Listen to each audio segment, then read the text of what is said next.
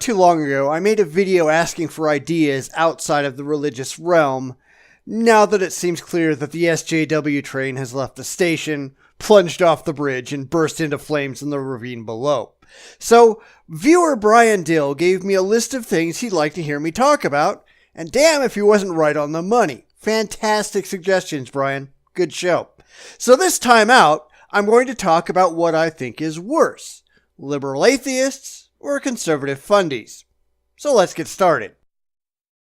Now, I'm going to start off talking about the different parts of this equation, and some of it I've talked about before, but as I think I've said before, some of my discussions about liberalism and conservatism, indeed on a lot of subjects, I've just kind of glossed over things because I was afraid that if I really got down to brass tacks and talked at length about some of these subjects, they just bore most of my viewers.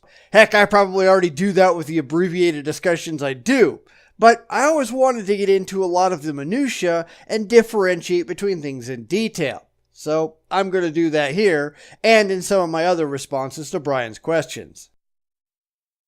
We know that about 80% of self-identified atheists are also self-identified liberals, meaning the remaining 20% are conservative of some stripe.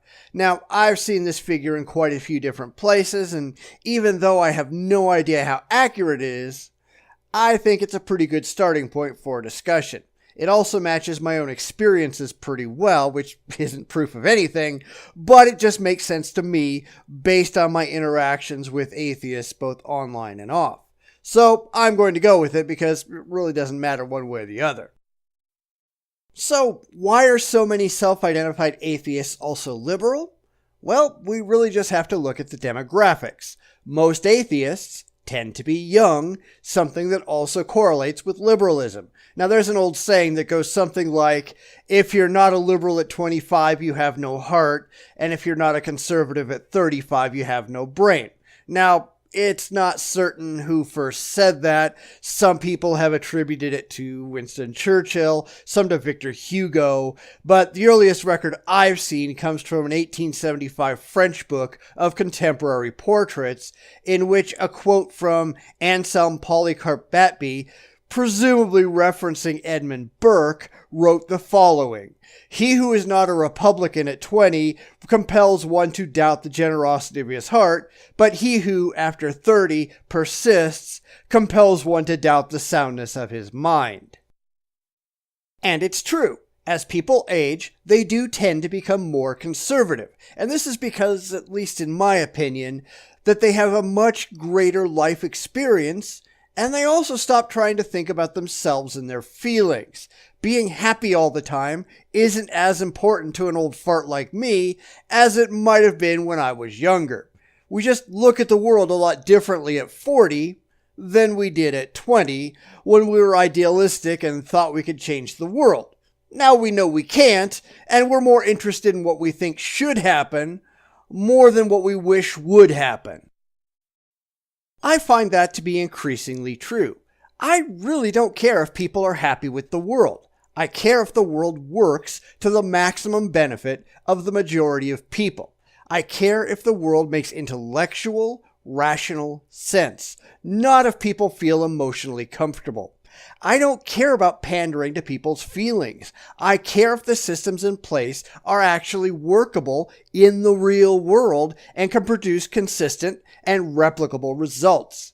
Experimenting for the sake of experimenting becomes less important than doing what we already know works and making changes when, and only when, they seem reasonable and have the potential to produce real and demonstrable results.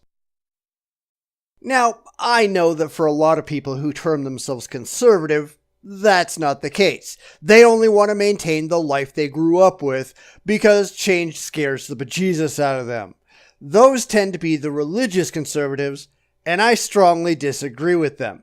It matters not just what you believe, but why you believe it, and when it comes to religion, or any irrational belief at all, it tends not to produce good results in the end. You get more attached to the feelings than you do to the facts. You're more attracted to the ideals than to the end result. And I think the further that you go, both to the left and to the right, you get to the same irrational conclusion. Both extremes are bad. And that's why I refer to myself as a secular conservative. I don't have some idealistic time in the past that I want to try to get back to and ignore the modern world. That's ridiculous. But it also means that we don't just go trying every cockamamie idea out there willy-nilly, whether it seems reasonable or not. That's also ridiculous. We make changes when, and only when, we have good reason to do so for the sake of social cohesion and continued financial and economic success. Otherwise, we stick with what we know works until something better comes along.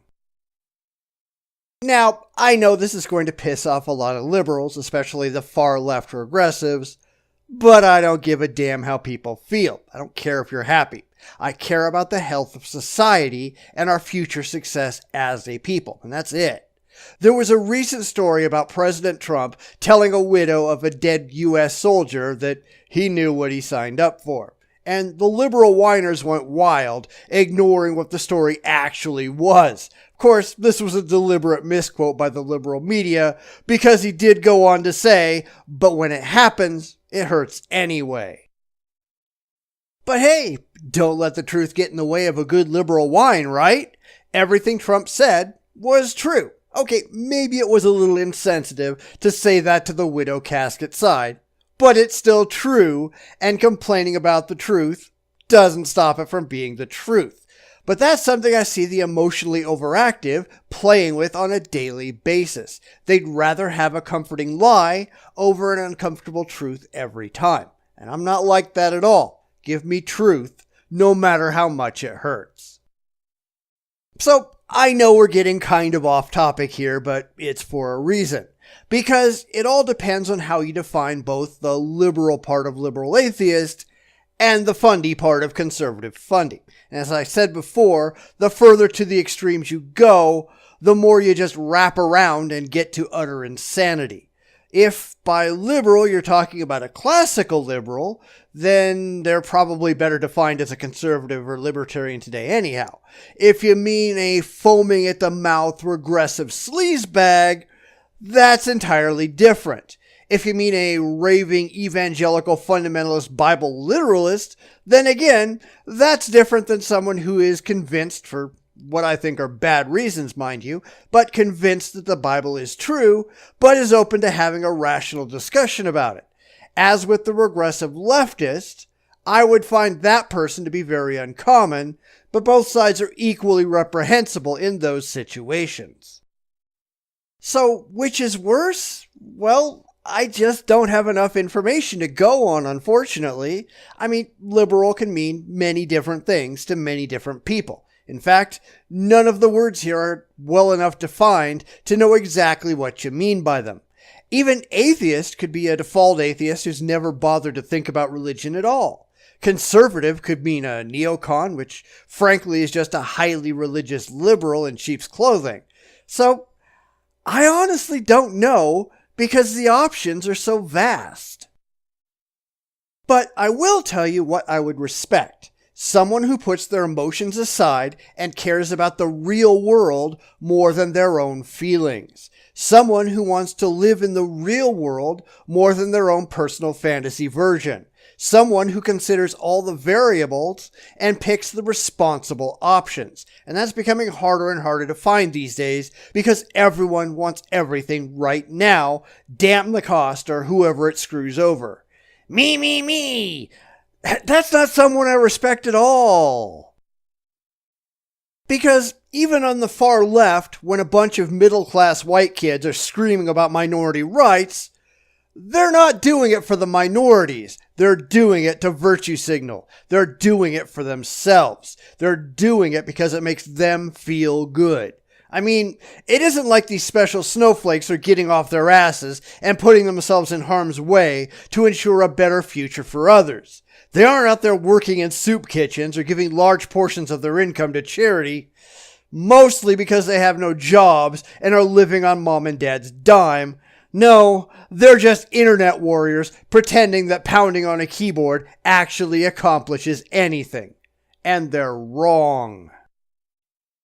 Just like the idiots on the far right, down on their knees talking to their imaginary friends and thinking that they're actually doing anything good in the world. They're wrong too. The only way to actually help anyone is to get on your feet, get out your wallet, roll up your sleeves, and get to work. And nobody wants to do that anymore on either side, especially as you get farther to the fringes. Talk is cheap. Sweat matters. I'm not impressed with talk from those pretending that they're making a difference. So, I guess that's kind of my answer to this question. Who's better and who's worse? Well, it depends on the individual that we're talking about. I don't want to make generalizations about either side.